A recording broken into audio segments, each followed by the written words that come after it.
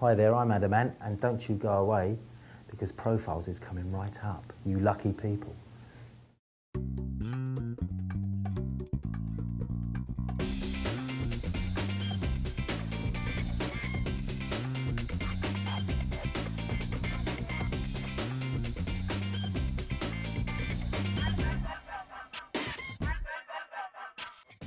Welcome to Profiles. I'm Desi Sanchez. Today's guest is singer Adam Ant, one of pop music's most vibrant figures in the last 25 years. In the 80s, Adam and the Ants had 3 #1 hits, while Adam was voted the sexiest man in America by viewers of MTV. Now, after a 15-year hiatus from the music business, Adam is back with a new band called The Good, The Mad, and The Lovely Posse. After a short break, we'll join our host, Mickey Burns, as he welcomes Adam Ant to Profiles.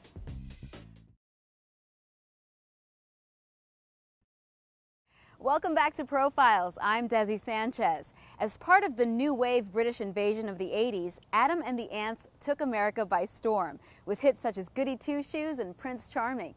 By the 90s, suffering from exhaustion along with bipolar disorder, Adam left the music scene and focused his attention on acting for television and in film roles. Today, after a 15-year period away from music, Adam's back with a new band. And as you might expect, the reviews have been outstanding. So let's join our host, Mickey Burns, on location from the Iroquois Hotel in the heart of New York City as he welcomes the fashionable Adam Ant to Profiles. On the tiny home in New York, just get to mention I spent my cash on looking flashy, grabbing your attention. The devil take your stereo from your record collection. Well, you're looking qualified, but next you got a pension. Stand in the middle, no money all your life. Try to mirror, no one ever at night. Adam Ant, welcome to our show Profiles, and welcome to New York. Thank you very much indeed. You have a lot of fans here, and they're all interested to find out, what are you up to? Yeah, there's lots to talk about, exciting stuff coming up. It's just great to be back in the USA. It's been a while. And we're happy to have you back. Thank you. Of course, you are one of pop music's most vibrant figures for the last 25 years. So the comeback that you're making currently has been long awaited. Yeah, it's been 17 years, I think, since the last album. Wow, that's a long time. It's a long time, but we'll see. Well, you also have a new band. Yeah, And let me try to get this one right. The Good, The Mad, and The Lovely Posse? That's correct. The reviews for the band have been great, but for you personally, what has it been like for you to be back on stage again? Well, it's amazing. I mean, you never know. You can't take anything for granted. But I started about a year ago in London and auditioning band members. Yeah, and yeah. I just started off playing the acoustic, stripping my songs down to just acoustic arrangements and playing in small places and with friends, playing in people's, parties and stuff, and then put a band together and did all the old clubs I used to do in the punk days, Yeah, the Marquee and all those old places. And then eventually, we've played to 200,000 people since we started that, so it's a good band. I did want to ask you what kept you away from the music scene for almost 2 decades? Yeah, well, a lot of things really. By about mid-80s, I'd kind of been doing nothing but music, and I decided if I wanted to I was interested in acting, and it wasn't something you could just dabble with, and I think a lot of people in my business think they can immediately cross over from being at a certain level in music and cross over to the same thing in acting, which was I soon discovered wasn't the case. So I did a play in the Royal Exchange Theatre Company in England, Entertaining Mr. Sloane by Joe Alton, for 3 months. Yeah. And I thought, this is going to take some time. So I then lived in LA for several years studying and working, and fortunately had a lot of work. I wrote a book, but above all, I have a daughter now. Yeah. And I decided I became a bit of a home dad for about 6 years. Good for you. Doing that. So, it was busy to me, but for everybody else, they probably think, he's sitting on an island somewhere, I know. Right. Well, and of course, for our viewers who might not know you, you're from across the pond in England, and of course, you started out, if I remember correctly, as a kind of a punk rocker. Oh, yeah. But having said that, how would you describe your music currently? Well, I mean, basically, I mean, it's everything's kind of. I mean, it's rock and roll, really. But it's. I knew that when I did the Kings of the Wild Frontier album, the project, that because of the drums and because of this look of it, it was going to be called something that I didn't want it to be called. You know, so I called it Ant Music, basically, which is a bit of a risk because it's a bit I remember it well. pretentious. So, but I did call it Ant Music. So it, Yeah. that's basically what it is. It's still, you know, Ant Music is what I call it. But it's basically rock and roll, you know. But That's it's just, it. It's my little compartment of rock and roll. Right, Ant Music. Yeah. Now, is it true that in 1975 you watched the Sex Pistols performing, and that's what inspired you to form your own band? Is there any truth to that? Yeah, that's correct. Their first ever gig was November 1975 at St Martin's College of Art, and I was in a band called Bazooka Joe. Yeah. Which is a kind of rock and roll, Shun and R kind of band. Yeah, yeah.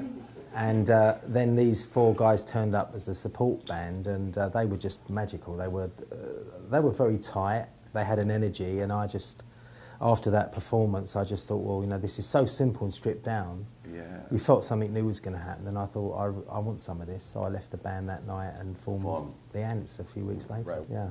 Now, little history. In 1977, as you said, you formed Adam and the Ants. From 80 to 83, you had 10 top 10 hits, including 3 number ones. And then you took the U.S. by storm. And they really loved you here. But for you, did it satisfy all the expectations that you had of the Americans?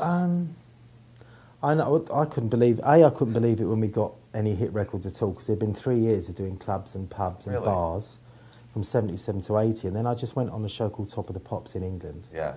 And overnight, you know, 250,000 people bought the record, and then suddenly you find yourself in this commercial era. Yep. But America was always a dream, a very personal dream to come here. Yeah. And I was gratified to actually take the time to visit more or less every state in the Union and play all around the USA. So I've done 6 tours of the USA, and so I find it was like a second home. And it's a great challenge to play here, and it is like the best audience you can play to. Really? I think, certainly, yeah. And I know you love to hear this, because in the 80s you were voted the sexiest man in America by viewers of MTV. Yeah, that was... You remember that? I do, yeah. I'm still waiting for the award. I don't know what the award was. With a Grammy, you've got a Grammy, but with that... How can you forget that? I don't know what you get, yeah. Well, it was a nice touch.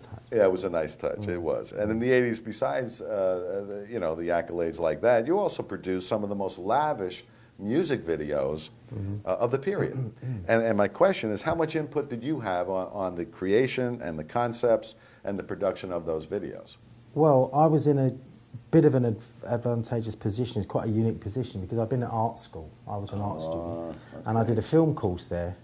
So I was studying, I knew how to do storyboards and make short films. So when this revolution came along, and it was a revolution for the music business, I could actually say, well, actually, here's the lyric, and I want to make a little mini movie about this lyric. So I could draw it out, show it to the record company, and I said, well, okay. And they lent me the money to make those kind of lavish videos, which was a great, you know, it was a great, at the start it was in its infancy, and it was a slightly different, I think, from what everybody else was doing. Yeah, it was artsy. It was, yeah. Yeah. And I was a bit humorous as well, so. Yes, it was. You know.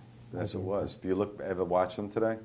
I don't really look or listen to my work unless it's for a reason. If I've got to go on tour, I have to learn the words and relearn things. But well, I can actually instantaneously, if someone says, well, what was it like making Stand and Deliver? Yeah. I can immediately go back to jumping through the you know, the window and cutting my head open and falling over. It's mainly the things that went wrong I remember distinctly. Well, they certainly have stood the test of time. I was watching one the other night, and I enjoyed it. Oh, thank you. Now, when you brought Ant Music to the States, you also brought with you the wildest costumes, makeup, etc. But originally, when you started with the tape and the Indian garb, I mean, who came up with that original concept? Well, I'm as I mentioned earlier, I love history. That's it. And I read I read between 2 and 3 books a week. Really? Primarily history books. So that had always fascinated me. I was just interested after the punk thing, which had got very grey and very dark and a bit sad. I wanted to do something romantic, kind of heroic, and these heroic images that I'd grown up with as a child, Right. Piracy, Native American Indians, the philosophy behind that Yes. really affected me spiritually. So when I came here, all my influences were kind of American, really, as well as a sort of traditional British mix. So I think it was hard. It was something that the American audience possibly could get. They could understand it. It became as much your signature as the music was. Yeah, Was the look. it is. I mean, it's nice now in the Victoria and Albert Museum. Those costumes are on show now in permanent collection. So it's nice to go in there with my daughter, who's 14. Right. And she says, "You didn't wear those trousers, did you, Dad?" Yes, I did. I can't believe I wore those trousers.